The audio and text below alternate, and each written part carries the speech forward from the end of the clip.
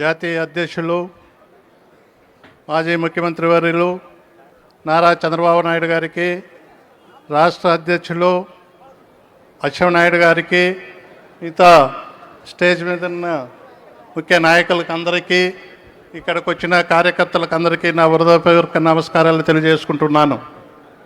ముఖ్యంగా నేను ఈరోజు తెలుగుదేశంలో పార్టీలో చేరినాను.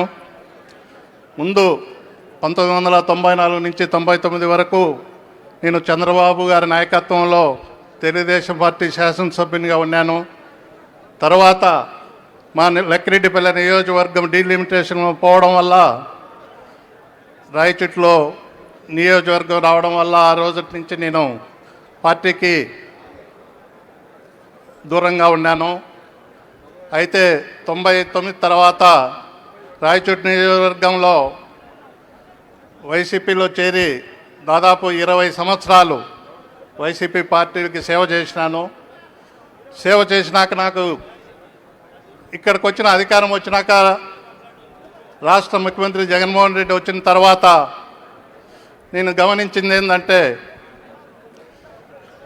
ఎక్కడ చూసినా అవినీతిమయం, ఎక్కడ చూసినా విధ్వంసం, ఎక్కడ చూసినా ఆయన నలుగురిని పార్టీ ఆఫీసులో ఏజెంట్లుగా పెట్టుకొని ఎవరైతే పార్టీకి కలెక్షన్ చేస్తారో వాళ్ళని నలుగురిని పెట్టుకొని వాళ్ళ దగ్గర కలెక్షన్ చేసుకుంటా కార్యకర్తలను కానీ, ప్రజలను కానీ, నాయకులను కానీ, ఎమ్మెల్యేలను కానీ, మంత్రులకు కూడా కనీస అపాయింట్మెంట్స్ ఇవ్వకుండా ఆయన చూసే అరాచక పాలనకు నేను ఈరోజు 20 సంవత్సరాలు చేసిన పార్టీకి ఆయన ముఖ్యమంత్రి అయిన తర్వాత కనీసం ఆయన సీఎం పేసీలేక అడుగు పెట్టలేదంటే మీరు గమనించండి. ఆ పేసీలేక కూడా అడుగు పెట్టకుండా ఈరోజు నాకు సంతోషంగా ఉంది. ఈ పచ్చ జెండా కిందికి మళ్ళీ తిరిగి వచ్చినందువల్ల నాకు ఈరోజు మళ్ళీ చంద్రబాబు గారిని ముఖ్యమంత్రి చేయాలా, అటువంటి ముఖ్యమంత్రి మనకు అనవసరము అని చెప్పేసి మళ్ళీ చంద్రబాబు గారిని ముఖ్యమంత్రి చేసుకోవాలని చెప్పేసి నేను మళ్ళీ ఈ పార్టీకి పచ్చ జెండా కిందకు వచ్చిన దానికి ఈరోజు నాకు చాలా సంతోషంగా ఉంది.